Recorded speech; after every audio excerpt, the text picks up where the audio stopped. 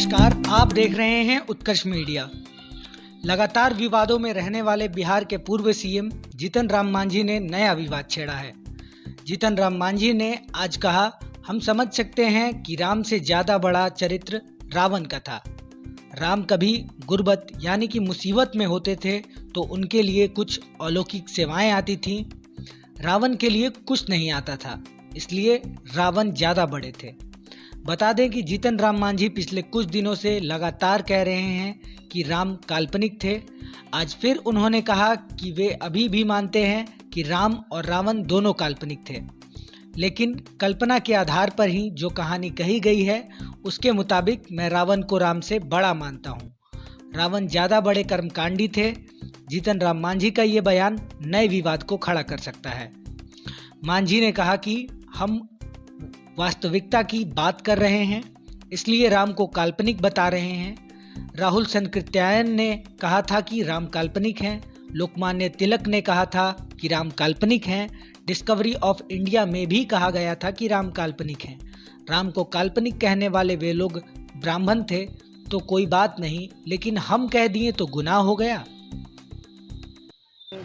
इस प्रकार का आचरण विधानसभा में नहीं होना चाहिए। हनुमान चालीसा कोई पढ़े, कोई और कुछ पढ़े, ये उचित बात नहीं है। यहाँ पार्लियामेंट्री डिकोरम के अनुसार जो है नियम परिनियम, उसके अनुसार काम करना चाहिए। और नारा भी विभिन्न प्रकार के लोग लगाते हैं, जय भारत की नारा हो या देश किसी वॉरियर जो हमारे हैं शहीद हुए हैं उनका नारा अगर हो तो अच्छी बात है, लेकिन धार्मिक के आधार पर कुछ नारा लगता है वो सब ठीक नहीं है। और ये परंपरा आगे अगर बढ़ेगी तो डेमोक्रेसी के लिए उचित नहीं है। हनुमान चालीसा में क्या आपत्ति? उनका कहना है कि रावण की लंका थी, उसको हनुमान जी ने जलाया था, संकट आया था। तो अभी संकट है तो हम लोग सदन के अंदर हनुमान चालीसा पढ़ रहे हैं। जैसे इसमें तो विभेद है। कौन कहता है कि रावण राक्षस था? हम तो कहते हैं रावण विद्वान था, सचमुच में कर्मठ था, और उस पर एक तरह से अन्याय किया गया है। और अन्याय करने के बाद आज ये लोग इस तरह की बात करते हैं। राम की बात हम कहते हैं या रावण की बात कहते हैं तो सबको हम काल्पनिक मानते हैं। तो अपना कल्पना के आधार पर जो बात वो मान के कहते हैं तो वो तो उचित नहीं है। गरीब की बात करना चाहिए, गरीबी मिटाओ की बात करनी चाहिए। राम को काल्पनिक मानते हैं लेकिन रावण को सही मानते हैं आप? नहीं ना, हम कहते हैं कहानी की बात जो हम कह रहे हैं कि अगर कहानी की बात कहा जाए तो राम से ज़्यादा कर्मठ रावण था, लेकिन उस सब को हम लोग नहीं मानते हैं। वो कहानी सब काल्पनिक है। सर शिक्षकों का जो मसला था सर, घूमते रहें और पढ़ाई का काम न हो, ये हमको भी देखना चाहिए, यानी सरकार को भी देखना चाहिए और उनके मांग पर विचार करना चाहिए। बीजेपी के इस्तीफे की मांग हो रही है बीजेपी की तरफ से लगातार, लेकिन मंत्री मुजफ्फरपुर में हत्या हो गई थी, उसको लेकर मांग हो रहा है कि उनकी नहीं, से मांग करने से न होगा। कानून की बात न है।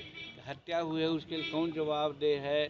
वहाँ चल रहा है, इंक्वायरी चल रही है, और इंक्वायरी को उपरांत जो रिजल्ट आएगा उसके अनुसार कार्रवाई होगी। किसी का मांग करने से तो नहीं होना चाहिए। पैरेलल सदन चला है, कहा जा रहा है किस तरह का पैरेलल, आपको लगता है इस तरह का?